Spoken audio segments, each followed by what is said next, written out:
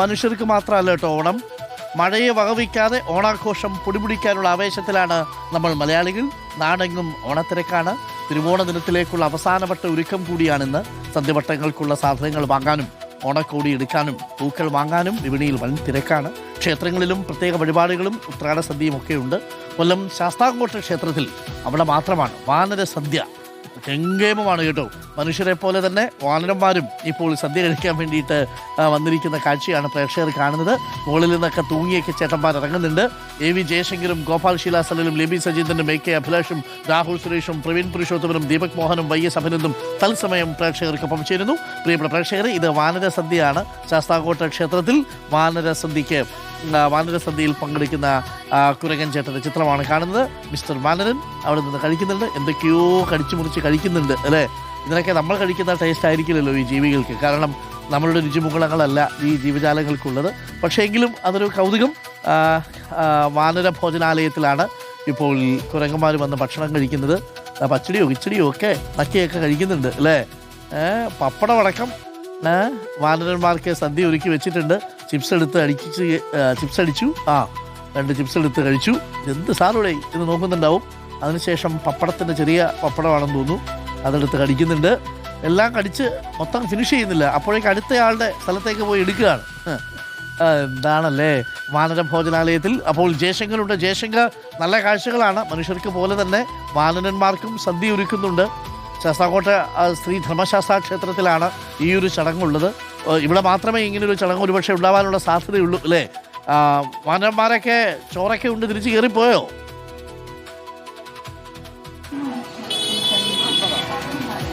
എന്തായാലും 50 വർഷത്തിലധികമായി ഈ ക്ഷേത്രത്തിൽ ഇങ്ങനെ വാനരന്മാർക്ക് ഓണസദ്യ വിളമ്പുന്ന ഒരു ചടങ്ങുണ്ട്. നിരവധി വാനരന്മാർ അല്ലെങ്കിൽ കുരങ്ങന്മാർ ഇത്തരത്തിൽ സദ്യ കഴിക്കാൻ ഇവിടെ എത്തുകയും ചെയ്യാറുണ്ട്. എല്ലാ വർഷവും മുടങ്ങാതെ ഈ പതിവ് 50 വർഷത്തിലധികമായി നടക്കുന്നുണ്ട്. ഈ ശ്രീരാമ കഥകളോളം പഴക്കമുണ്ട് ഇത്തരത്തിലുള്ള ഒരു വാനര സദ്യക്കെന്നാണ് മനസ്സിലാക്കുന്നത്.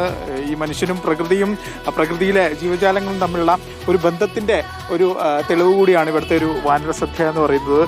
നമുക്ക് ആ ദൃശ്യങ്ങൾ കാണാം. ഇപ്പോൾ എന്തായാലും ഈ വാനരന്മാരൊക്കെ സദ്യ കഴിച്ച് മടങ്ങിയെന്നാണ് തോന്നുന്നത്. നമുക്ക് അവർ കഴിച്ച ബാക്കി സദ്യയൊക്കെ തന്നെ ഇവിടെ എത്താം.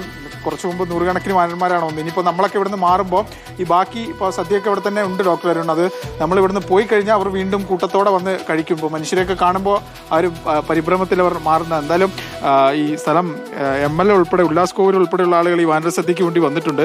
നമ്മളെ സംബന്ധിച്ച് കുറേ വർഷങ്ങളായിട്ടുള്ള ഒരു പതിവാണ് ഈ വാനര സദ്യ എന്ന് പറയുന്നത്. ഈ മനുഷ്യനും പ്രകൃതിയും തമ്മിലുള്ള ഒരു ബന്ധവും കൂടിയാണല്ലോ. 5 പതിറ്റാണ്ടായി അരുണാശം പിള്ളച്ചേട്ടൻ ഉത്രാടത്തിന് മുടങ്ങാതെ കൊടുക്കുകയാണ്. അതുപോലെ തിരുവോണത്തിൻ്റെ അന്ന് ശ്രീ ബാലചന്ദ്രൻ അവരുടെ നേതൃത്വത്തിൽ പിന്നെ നേർച്ചയായിട്ടും കൊടുക്കാറുണ്ട്. പക്ഷേ ഇത് മുടങ്ങാതെ 5 പതിറ്റാണ്ടായി മനുഷ്യനും ഈ അമ്പലവാസി കുരങ്ങളും തമ്മിലുള്ള വലിയൊരു ആത്മബന്ധമാണിത്. കാരണം ഇവരൊരു ശല്യക്കാരല്ല. ഇവർ ഈ അമ്പലത്തെ ചുറ്റിപ്പറ്റി മാത്രം ജീവിക്കുന്നവരാണ്. ഇപ്പം നമുക്കറിയാമല്ലോ, വലിയ സംഘർഷങ്ങൾ നടക്കുകയാണ്. വനത്തിലും നാട്ടിലുമായി വന്യജീവികളുടെ സാന്നിധ്യമുണ്ട്. അപ്പോൾ ഇവിടുത്തെ കുരങ്ങൾ പക്ഷേ ആ ഗണത്തിൽപ്പെടുന്നവയല്ല. ഇവർ സാധുക്കളായിട്ടുള്ള ശ്രീധർമ്മശാസ്താവിൻ്റെ തോഴന്മാരാണ്. അപ്പോൾ അവർക്ക് മനുഷ്യന് മാത്രമല്ല ഓണം, അത് ഇത്തരം ജീവജാലങ്ങൾക്ക് കൂടി ഉണ്ട് എന്നുള്ള ഒരു വലിയ ആത്മീയ ബോധനമാണ് മുന്നോട്ട് വെക്കുന്നത്. എന്തായാലും ഡോക്ടർ അരുൺ അതാണ് പറഞ്ഞത്. MLA പറഞ്ഞ പോലെ മനുഷ്യന് മാത്രമല്ല ഓണം, അത് മൃഗങ്ങൾക്കും കൂടി. ചില ഇടങ്ങളിലൊക്കെ മനുഷ്യ വന്യജീവി സംഘർഷം എന്ന് പറയുമ്പോൾ ചിലയിടങ്ങളിൽ നമ്മൾ അങ്ങോട്ട് ജീവജാലങ്ങൾക്ക് ഭക്ഷണം കൊടുക്കുന്നുണ്ട്. അതിലൊന്നാണ് ശ്രീധർമ്മശാസ്താ ക്ഷേത്രം. ഇവിടെ ശാസ്താംകോട്ടയിലുള്ള വാനര സദ്യയുടെ ദൃശ്യങ്ങൾ മനോഹരമാണ് അല്ലേ. അപ്പോൾ പ്രിയപ്പെട്ട പ്രേക്ഷകരെ, അപ്പോൾ വാനരന്മാരുടെ സദ്യയുടെ വിശേഷങ്ങൾ കഴിഞ്ഞു.